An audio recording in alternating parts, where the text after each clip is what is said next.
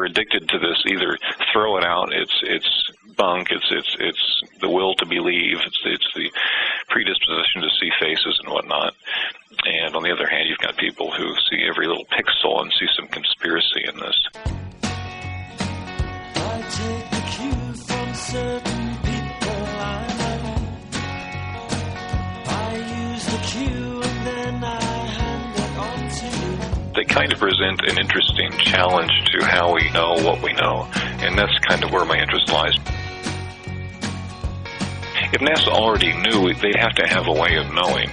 There would have to be some aspect to our space program that we could point to and say, okay, this is when they discovered it. I mean, instead, we don't see anything like that. Instead, we're asked to believe all kinds of different occult scenarios that just don't really seem to hold water. I trust the views of certain people I know. They look at danger and they laugh their heads off. And now, ladies and gentlemen, Binnall of America Audio with your host, Tim Binnall. Hello there, my friends. This is Tim Binnall of BinnallofAmerica.com with another edition of Binnall of America Audio Season 2. It is March 10th, 2007, and this week we have for you the first installment in a marathon session with esoteric pundit Mac Tonnies. In this portion of the interview, we're going to be talking about Mac's book, After the Martian Apocalypse, which is all about the mysterious and devious Mars anomalies. You know what I'm talking about. The face on Mars, Cydonia, and all the other assorted strange things found on the red planet. We're going to dig into all that stuff with Mac Tonnies. We're going to hear about NASA and how they fit into this whole equation of Mars anomalies. And we're going to smash the fourth wall and talk about the Mars anomaly research community, how it got started, how it evolved, all that great stuff. Plus, of course, tons and tons more here with Mac Tonnies. For those of you who are unfamiliar with Mac Tonnies, let me give you a little bit of background on him. Mac Tonnies is an author/essayist whose futuristic fiction and speculative essays have appeared in many print and online publications. He is the author of Illuminated Black, a collection of science fiction short stories, and After the Martian Apocalypse. Mac maintains Post-Human Blues, a widely read blog devoted to emerging technologies and paranormal phenomena, and is a member of the Society for Planetary SETI Research. He lives in Kansas City, Missouri, where he writes, reads, and surfs the net. He is currently at work on a new book about the crypto-terrestrial hypothesis. His blog is www.posthumanblues.blogspot.com, and his formal website is mactonnies.com, mactonnies.com. Without any further ado, let's rock and roll. This interview was recorded on January 20th, 2007. Mac Tonnies on Binnall of America Audio, Season 2. Ladies and gentlemen, welcome to another edition of Binnall of America Audio. 2006 was sort of the year Mac Tonnies became a meme in and of himself. It was really a breakout year. A lot of people were talking about Mac Tonnies. We finally got him here on Binnall of America Audio. Mac is a prolific blogger, and you can find more information on him, and he posts just voraciously at posthumanblues.blogspot.com, and he's the author of After the Martian Apocalypse. Welcome to the show, Mac. Thank you. It is a pleasure. Let's get a little bit of the bio and the background and, sort of tell everybody who is Mac Tonnies and what you're all about and how you sort of gravitated toward the esoteric field. Well, in a nutshell, I suppose I've always been extremely interested in the paranormal, read a lot about it, wrote a lot about it, but before the internet, there was really no way to communicate some of my thinking on issues like this. And I kind of discovered the internet, or the web rather, when it emerged in the mid-1990s. And I've been messing around with my website and stuff pretty much since then. And the first thing that really people started reading on a recurring basis was my Mars website, the Cydonian Imperative, which is what the Mars book ultimately was based on. And that was just it was kind of a blog in its own right before blogs became popular. It wasn't a fancy blog, just kind of an online journal of just different discoveries and stuff, and just musings on different discoveries and different landforms and different photographs, and it kind of got into some of the controversy as far as different personalities in the field are concerned. Some of the more far-fetched ideas being thrown around. And that was a lot of fun, and I kept it up for a long time, and it's still not officially defunct. It's just kind of gone into standby until new pictures are taken that can confirm or not confirm some of the theories and hunches that I developed during the period I was working on the site. So it's still there, and it's still kind of a big part of my website. It gets probably more visitors than the other parts combined. I guess I'm kind of hard to classify because I'm really big on fiction and other aspects of the paranormal, not just Mars. I found that the Mars anomaly community is very insulated in that it seems very, very concentrated on the Martian landscape and fighting new enigmas and taking NASA to task for dealing with various subjects in a disingenuous manner. But I've kind of widened my scope from that. That fascinates me, and it continues to fascinate me. But I think it's part of a much bigger picture, a much bigger intellectual picture. And I guess if anything makes me unique, it's that I just never felt really the need to be pigeonholed. You know, I don't think it's a good decision, and it doesn't come naturally to me. Let's dig right into After the Martian Apocalypse. For starters, let's clear up this book issue situation, because when I talked to you recently, I was trying to get a hold of the book, and I can't get a hold of the book, and with your explosion in popularity in the last year, it seems like there's even more interest now in picking up a copy of the book. So what's going on with After the Martian Apocalypse? Yeah, this appears to be one of those problems with conventional publishing. You print up a run, and it's very inflexible because they're out there and then they're gone, and it's very hard to get it back on the shelves after that. Simon & Schuster is able to say that it is still in print because you can still buy electronic copies, and you can buy all kinds of different formats. If you go to simonsays.com and enter in the name of the book or my name, you'll get your choice of download. You can get a PDF, you can get all kinds of mobile different formats like that. So the book is still technically out there, and you can read preview chapters apparently on Google Books. Yep. But it's very hard to find a print copy now. It's kind of become this rare book, and it happened really fast. Yeah. So I'm forced to assume that someone was at least buying it, which is heartening. I'll wait and see. Get some numbers on that. I'm not really sure if I'm making royalties or what. But yeah, the book's came out 2.5 years ago, so it's not that old. What sort of drove your interest in Mars in general? As you said, it's sort of a little niche within the esoteric realm. So what was it about Mars that piqued your interest and made it part of what your focus was? Well, I've always been interested in it, which is a total cliche, but there you go. But I was on a mailing list back in, it would have been, mid-late 90s, and I just mentioned, it was a technology-oriented mailing list, and I mentioned something about an upcoming opportunity to re-image the face on Mars. This is good, we should do this. Mm-hmm. Let's pay attention. And the reaction was just complete scorn and unreasoning and hatred, basically. Like, how dare you even suggest this? You're a believer. You're a crackpot. It's like, what the heck? And I realized there was this, for the first time, I already knew, but for the first time really slammed home how divisive this issue was. Yeah. You're either on this side or you're on this side. And that really angered me, and I started writing about the issue relating to the schism between this believer-debunker dichotomy, which I believe is completely bogus. And that's kind of what started the Sidonian imperative formally, that dissatisfaction with this totally artificially inflated schism between these two perceived polarities. So that's anger started the Sidonian imperative. There you go.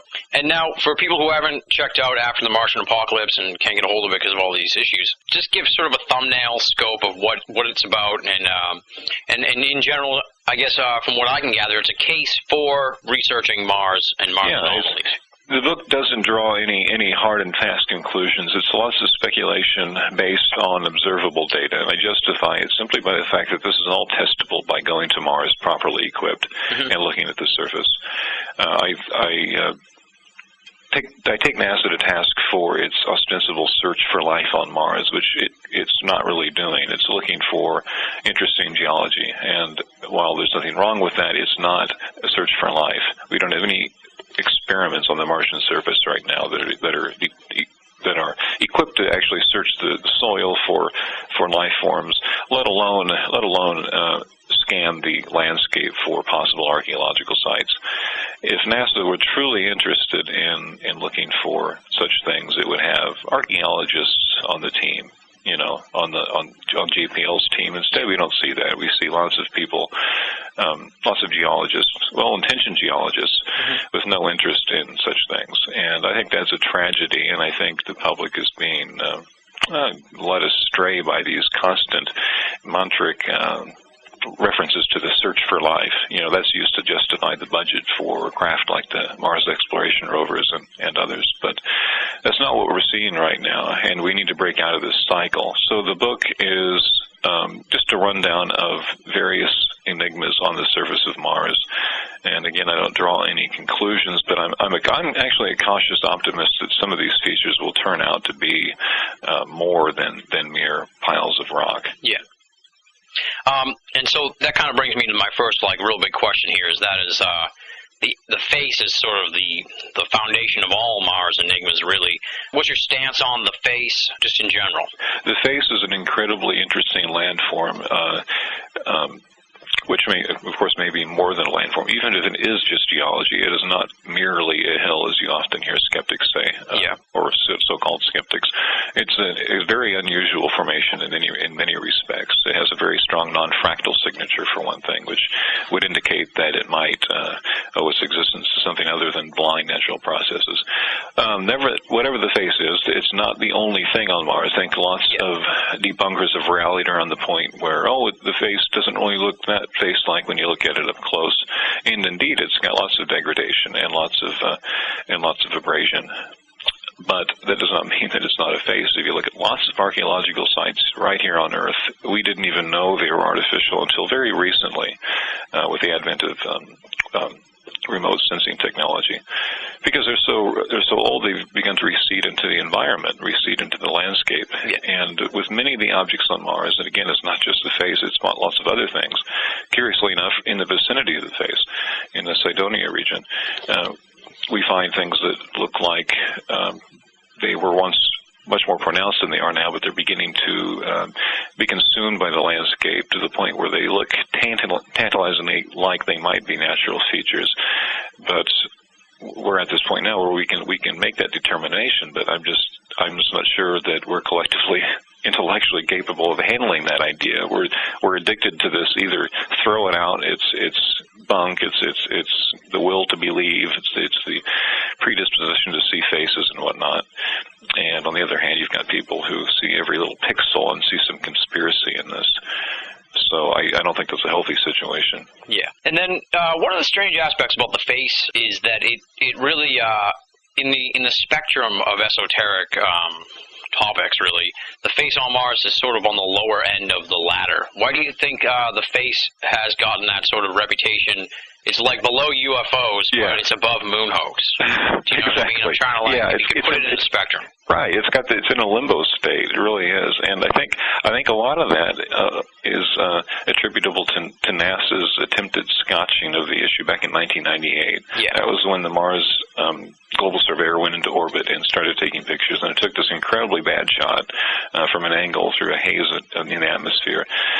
And NASA presented it in the extremely substandard format. They used a high-pass filter, which anyone with a Photoshop manual can probably look this up and see that the purpose of using a high-pass filter is to suppress detail. And it seems pretty obvious that this was used intentionally.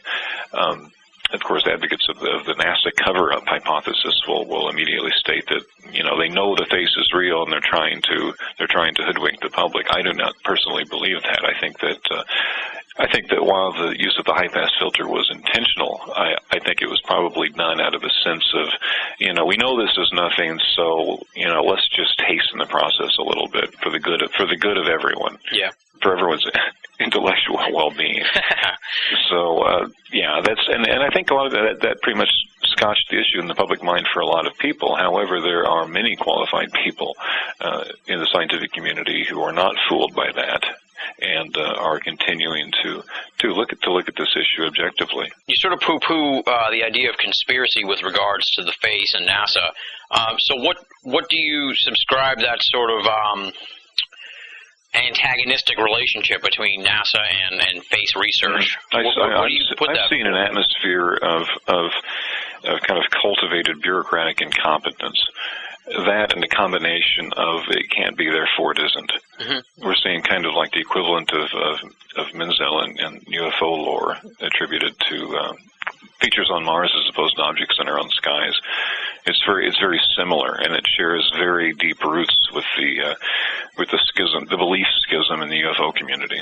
And I think both sides could probably learn from the other. Yeah.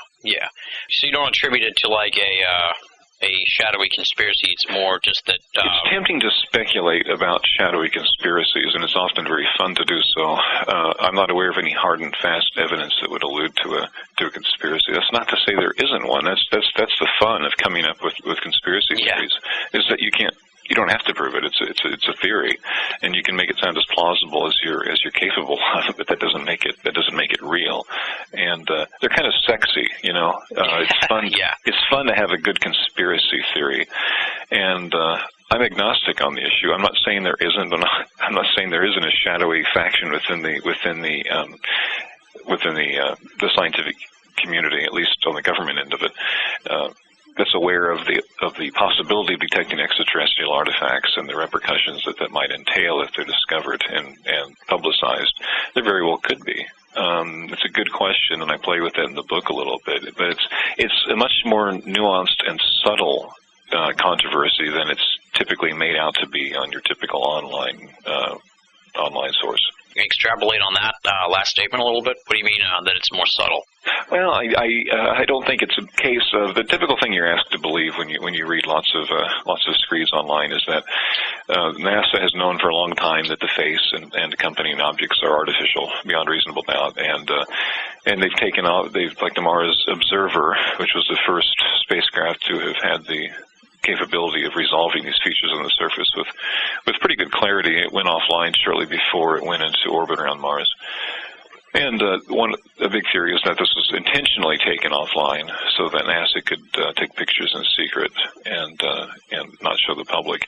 Yeah. And I don't think that really holds up.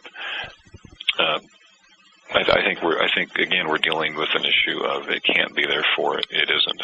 And to me that makes more sense than the notion that NASA already knew. If NASA already knew, they'd have to have a way of knowing. Mm-hmm. There would have to be some aspect to our space program that we could point to and say, okay, this is when they discovered it. Instead, we don't see anything like that. Instead, we're asked to believe all kinds of different occult scenarios that just don't really seem to hold water. Yeah. The way you look at it kind of does stand to reason in a way, because if NASA was interested in covering up the face in the first place, they were the ones who released the picture from the get-go. Right. It's very elliptical. Yeah. Yet they released the picture. Why on earth do that at all? And don't tell me it was done as a psychological test, to test the public's readiness to accept artifacts on Mars. That doesn't make any sense either. So yeah, it's all a very dissatisfying issue when you look at it up close, and it's an issue where everyone has to be right. And I think what made me at least somewhat controversial was the fact that I didn't want to perpetuate this particular controversy, because there were other people that had already beat me there, and they're having their fun doing that, and I just didn't see the need to participate in that. And then you say the face isn't the only evidence, obviously, for a previous civilization on Mars and artifacts and all that stuff. What would you say are some of the other evidence or the better aspects and stuff that people should look at and maybe bypass the whole face issue? Because the face has become sort of like the Roswell of Mars artifact research, where it's just oversaturated. Right. Well, you have a degree of bisymmetry in the Cydonia region with a number of landforms, and even if the face, the framing mesa itself is interesting because it's so bilaterally symmetric. Even if it didn't have any facial features at all, and I'm aware that some people claim they don't see the facial features. Nevertheless, I think that they're pretty clear once you look at the originals and look at the original Viking images taken in the 1970s, and look at the newer pictures. Even if the facial features were non-existent, you would still see a high degree of bilateral symmetry. And while nature is not incapable of producing such forms, it's rather unlikely compared to compared to the probability of seeing much more rounded amorphic features. And to be sure, you've got lots of features in Cydonia that look nothing but natural. But at the same time, you have features like the D&M pyramid. It's a very big five-sided pyramid that is quite impressive, actually, and it looks quite symmetrical and quite artificial to me and a number of other people. And there are also other features in the vicinity that also kind of smack of something other than geological processes. And one of those is the main city pyramid, which is due west of the face, and it is, like the D&M, it is also five-sided, and that kind of suggests that maybe if these things were intelligently constructed, they were built to conform to a certain motif on the surface. And there are a number of small features, and it's kind of a subtle issue because it's hard to make a poster out of it and just point to people how strange it is. But there are these bright mounds. And on the Viking images, they were just simply bright spots on the Martian surface that certain scientists found interesting. And when it turns out that they form a very, very non-random, at least seemingly non-random, a mathematical signature on the Martian surface, very redundant. And when you run these, when you calculate and then generate random spots on the surface using the computer and try to find the likelihood of these things occurring naturally, it's like, I think it's literally like millions or billions to one. It's just, the gulf is incredible. And this is a kind of a subtle issue because these were just bright dots, and many predictions about what we might see kind of flew around before we got the high-resolution images. And it turns out that a lot of these bright dot features really are quite interesting as morphologies and not just points on the surface. There are some that look very much like constructions. And we're not going to know until we go there or get much better images, and the possibility of much better images is within our grasp. Nevertheless, I kind of subscribe to the school of thought that we're not going to know for sure until we actually go there and start taking it seriously and start bringing archaeological tools to our arsenal instead of just looking for the past presence of water. As exciting as that is, it's not the last question we should be asking ourselves. Yeah.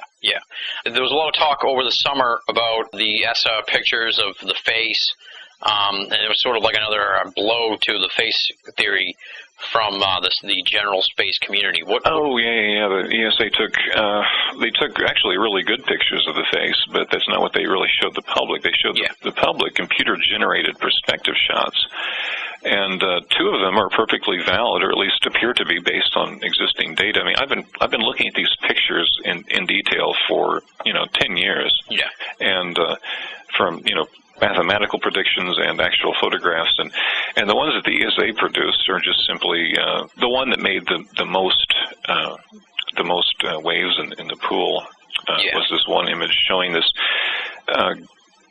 synthetic perspective image of the face from the ground, and you see this horn-like steeple protuberance sticking out of between the eyes, and this feature simply doesn't exist. It's just not there. It was evidently some sort of manipulation, and from consulting with some actual imaging scientists, it appears that this is the product of a vertical elongation of the face, and it's not an actual feature. Whether it was placed there deliberately, kind of like how NASA introduced the high-pass filter to the original so-called cat box image of the face in '98, or whether it's simply the result of bad computer work, I don't know. But it's not there, and the fact that it detracts from the face-like resemblance that the face really does have is rather disappointing. I would have expected more from the ESA, which has generally been a little more accepting and a little more open of the possibility of life. In fact, they had landed the Beagle 2 lander, which crashed, and that was to be the first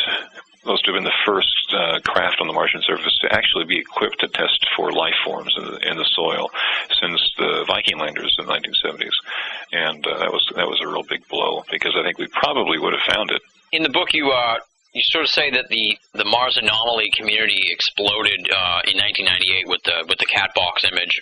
Mm-hmm. Yeah. Sort of, can you talk a little bit about just the Mars anomaly community in general, leading up to that explosion and then since? Because, like you said, it's sort of a niche group. It's apart from the UFO field. A lot of them don't even want to be even associated with UFOs, and so it's hard to get a real grasp on the evolution of that. And vice field. versa, definitely. Yeah. Yeah. Well, I think it's like a kettle boiling. You know, we had these very intriguing photos from 1970s showing some very interesting features on Mars. And those were circulated, and you know, pretty much the speculation. You can only speculate so much before you start getting just red in the face.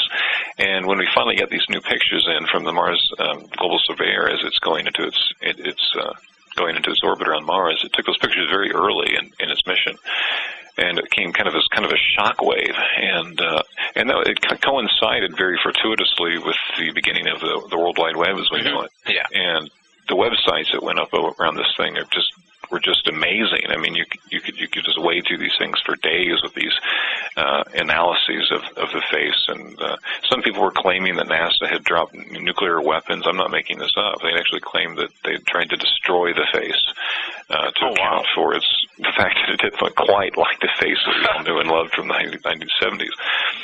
Those people making that claim had no appreciation for the fact that if you look at something in a much greater resolution, you're going to see lots more detail on the surface. Yeah. And if we're looking at an artificial sculpture, then it stands to reason that it's going to look beat up and abraded. You know, no one's suggesting that this is an inhabited structure or some sort of oracle that's, you know, maintained on a regular basis, you know, a museum piece. Yeah. This is old. You know, if we're looking at artificial constructions, they're likely many, many thousands of years old, possibly predating humankind as we know it. And so you had all these sentiments like that just boiled up and reached a peak in 1998, and it was compounded by the fact that Mainland Space Science Systems, the subcontractor for NASA in charge of the photos, had agreed to release everything, not only as they came in, images of Cydonia features that researchers were interested in. Not only had they agreed to release them in real time, essentially they had violated their promise to announce them beforehand, imaging opportunities, and in some cases they were sitting on images for like 6 months before releasing them. And, you know, while I don't think there's any evidence that anything's been doctored or anything like that, this was obviously very heavy fuel for some of your diehard conspiracy theorists, and it kind of polarized the debate even more, and it became the landscape, the Mars anomaly landscape became extremely cynical, and not without some reason, but it became predictable in a way that was not very stimulating to me. Because to me, the issue was still, what are these landforms? And to too many people, it was okay. They're artificial. NASA knows it. Let's move on. Let's get the truth. So you started having little online movements that were very reminiscent of like the Disclosure Project. Yeah. And that kind of left a bad taste in my mouth. Because you're like more open-minded, and you seem to be seeing it. Well, I'm agnostic. You know, I'm a cautious advocate of artificiality. I think that we will ultimately discover that there are alien artifacts on Mars, and I think that's going to have great bearing on who we think we are as a species. And it's uncomfortable to see such an interesting prospect sullied by this need to believe.